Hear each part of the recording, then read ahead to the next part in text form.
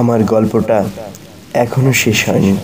শোনো, পাহাড়টা আগেই বলেছি ভালোবেসেছিল মেঘকে, আর মেঘ কিভাবে শুকনো খটখটে পাহাড়টাকে বানিয়ে তুলেছিল ২৬ বছরের ছোকরা, সে তো আগেই শুনেছ। সেদিন ছিল পাহাড়টার জন্মদিন।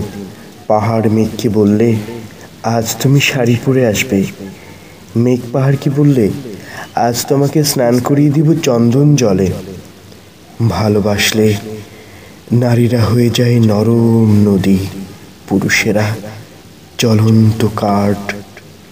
সেইভাবে মেঘ ছিল পাহাড়ের আলিঙ্গনের আগুনে, পাহাড় ছিল মেঘের ঢেউ জলে। হঠাৎ আকাশ জুড়ে বেজে উঠল ঝড়ের জগঝম্প।